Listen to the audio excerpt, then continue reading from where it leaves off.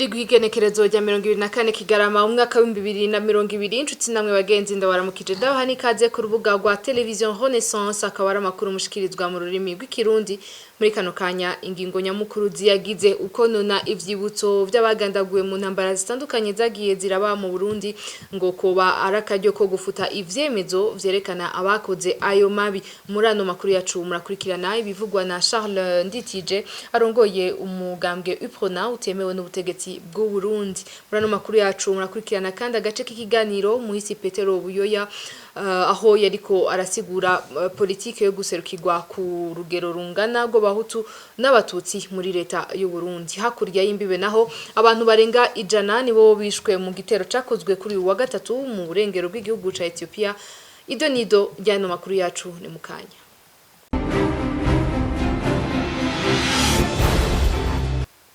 Sangwe ikaze kandi muri ano makuru yacu tuyatangure mu bijanye na politike icibutso co kwibubu ahagandaguriwe abana biga kuri lycée Kibimba mu 1993 no mu Gatumba hagandaguriwe abanyamurenge mu 2004 n'ivyemezo bikomeye biteye ubwoba ubutegetsi umwigisha muri kaminuza Charles Nditije arongoye umugambwe UPRONA atavuga rumwe n'ubutegetsi avuga ko ivyo konona ivyo vyibutso atanakimwe bihindura kubijanye n'igikorwa c'ubutungane bwabo bwo mu Burundi canke bwo hanze y'u Burundi akaba bivuze inyuma yaho ishirahamwe ase genocide cirimoso yamirije iyibwa ry'umusaraba kwibubu no gufutanganya ivyandiko mu Gatumba tumukurikire.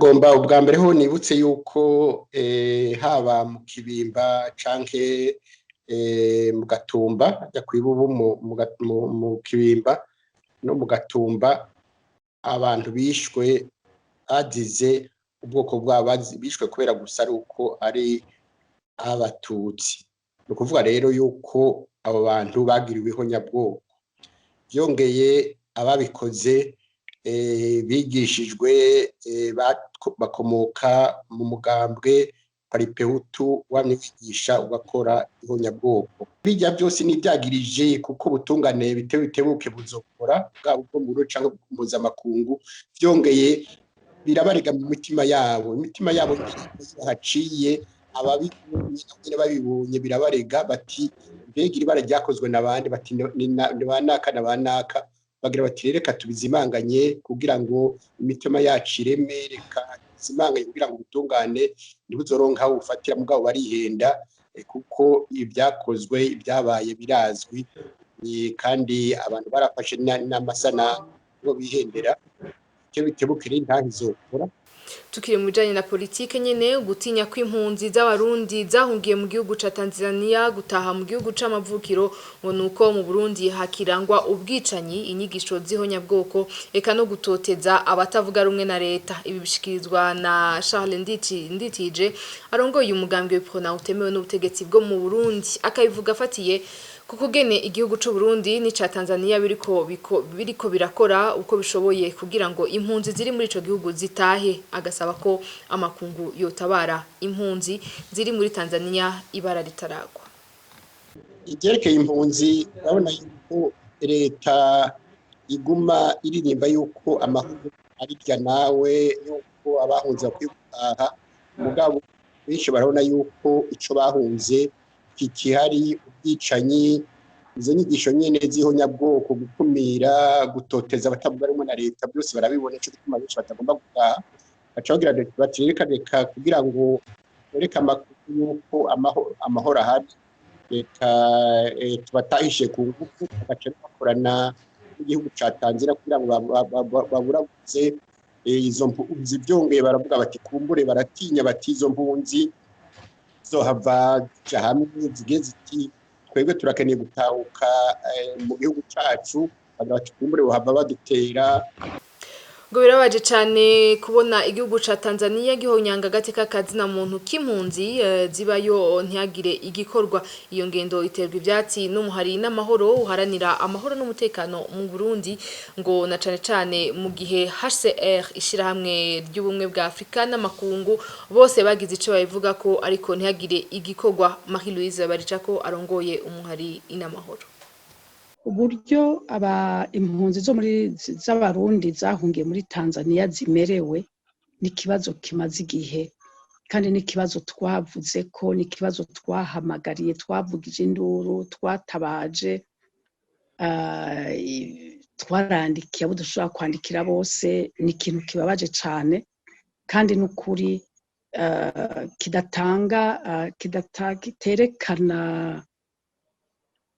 kitwereka ingene ibyo batubwira ngo akarere ngo niko kajejwe amahoro akarere niko kazofasha ubwa mbere ngo bya bindi by'amaprincipe ya subsidiarité twebwe turabona yuko mu byerekeye ikibazo cy'u Burundi n'ukuri igihugu ca Tanzania carerekanye cyane aho gihengamiye igihugu ca Tanzania nticafashije na gatoyi mugabe ivyo bagirira impunzi vyovyo birarenze urugero birababaje ko HCR ataco irabivuga ko ukamenga ntaco yavuze hanyuma abo muri ishirahamwe ry'ubumwe bwa Afrika bakagira ngo nibasonera agateka kazina muntu kizo mpunzi bikavugwa mu majambo mugabo nta gikurikira muri vyo n'ukuri birababaje birateye agahinda kuko biramaze igihe bivugwa kandi abantu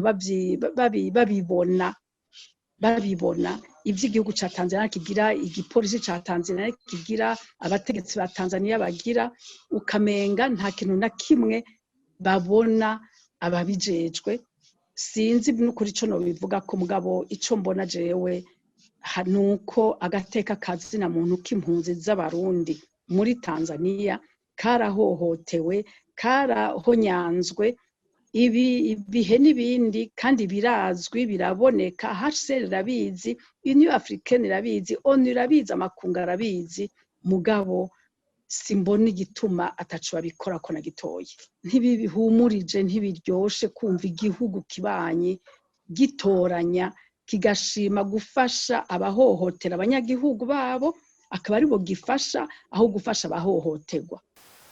Tukiri mu bijanye na politike nyene ngo politike yo guserukirwa ku rugero rungana rw'abahutu n'abatutsi muri leta yatangujwe n'uwahoze arongoye Uburundi Petero Buyoya inyuma y'ubwicanyi bw'intega na marangara ntiyigeze yemerwa n'ubwoko na bumwe bwaba ubw'abahutu canke ubw'abatutsi. Petero Buyoya yabibwiye bagenzi bacu bo kw'iradiyo y'abafaransa RFI mu mwaka wa 2012 abababajwe n'iyo politike baranashatse gutembagaza ubutegetsi kabiri kose mu 1989 hamwe no mu 1992 tumukurikire. Il y a d'abord eu des résistances pour arrêter la répression. Kugira leta yugururiwe bose twarabiganiriye tubwizanya ukuri.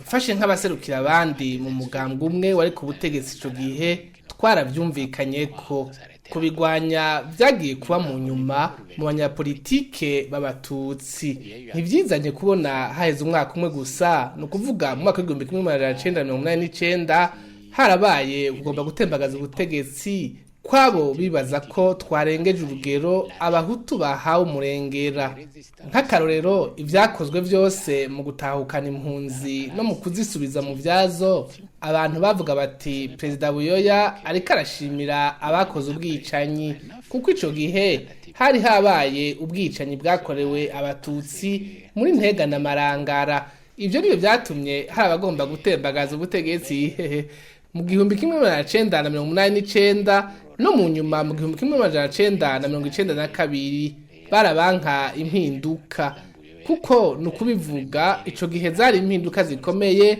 ku gihugu nk'u Burundi. Igihugu ico gihe byari bitemewe nuko umuntu avuga ijambo muhutu canke umututsi none ugusangira ubutegetsi bifatiye ku bwoko bibaye intumbero y'ubutegetsi. Nukuvuga mvugishije ukuri ubutegetsi twari kwico gihe bwari hagati y'amenyo nk'ururimi. Abatutsi babona ko twimonogoje duha umurengera abahutu nabo bakabona ko tubaha bike kandi tubibahaye twari twarabimye. Nivyo ko benshi batigeze bemera intumbero ya leta yo gusangira ubutegetsi kubitigira bingana hagati y'abahutu n'abatutsi. Bamwe bavuga nitwe turi benshi kuki abatutsi umukuru w'igihugu w'umututsi yoduha imisigazwa yari politike itoroshe yari ifise abayidogera ku mpande zose. Politique difficile qui ne faisait que des mécontents dans les deux camps. Petero Buyo yaherutse kwitaba Imana dushingirana uteka kuri uyu wa 29 Kigarama mu gihugu ca Mali. Kiziga ciwe kazoshikanwa i Bamako aho yarasanzwe aba kuri wa gatandatu igenekerezo rya 26 Kigarama. Mu kwandanya no makuru yacu mukuru w'umutumba Nkayamba turi mu ntara ya commune ya Rumonge aherutse gufata ingingo yo kubuza abigeme gutembera inyuma y'isaha 12 z'umugoroba. Akaba avuga ko iyo ngingo ije kingira abo bigeme gutwara inda z'indaro. Umuhari w'abigeme n'abakenyezi baharanira amahoro n'umutekano siko babibona, bo babona ko iyo ngingo ije guhungabanya agateka kabigeme mu bijanye n'ubwigenge bwabo. Umushingwamanza Amakuru Hunja arongoye uyo muhari aratanga karorero k'ingingo zimwe zo mwibwirizwa nshingiro zihonyanga iyo ngingo. Umuhari w'abakenyezi n'abigeme baharanira amahoro n'umutekano mu Burundi twaratangajwe cyane kandi twakirana n'umubabaro mwinshi ingingo yarayifashwe n'umukuru w'umutumba wa Nkayamba mu Rumonge itegeka abana babigeme kutava mu rugo inyuma y'isaha 12 z'umugoroba. Insiguro itangwa nuko koba ari kubakingira inda z'indaro. Iyo ngingo isanzwe inyuranywe n'ibwirizwa nshingiro ry'u Burundi hamwe n'amategeko mpuzamakungu akingira agateka kazina muntu. Muri ayo mategeko turavye ingingo ya 19 y'iryo bwirizwa nshingiro avugwa yuko amateka n'ibitegetswe vyatangajwe bigakingirwa n'amasezerano y'isi yose yerekeye agateka kazina muntu u Burundi bwemeje biri mu bigize ibwirizwa nshingiro. Ingingo ya 21 nayo ivuga iti iteka ry'umuntu wese risonegwa kandi rigakingirwa. Uguhonyanga iteka ry'umuntu wese birahanwa n'igitabo c'amategeko mpanavyaha. Ingingo ya 22 nayo ivuga ko abarundi bose bangana imbere y'amategeko akabakingira ku rugero rumwe. Ingingo ya 25 y'ibwirizwa nshingiro ry'u Burundi ivuga ko umuntu wese afise uburenganzira bwo kwishira no kwizana mu buzima bwiwe kandi akagira uburenganzira bwo kuja iyo ashaka. Kamuhari w'abakenyezi n'abigeme baharanira amahoro n'umutekano mu Burundi turasubiye kwiyamiriza iyo ngingo, tugaca dusaba vyihuta yuko abakurira uwo mukuru w'umutumba wa Nkayamba mu ntwaro bofuta vyihuta iyo ngingo kubera iteye kubiri n'amasezerano mpuzamakungu yerekeye agateka kazina muntu n'ibwirizwa nshingiro y'igihugu cacu.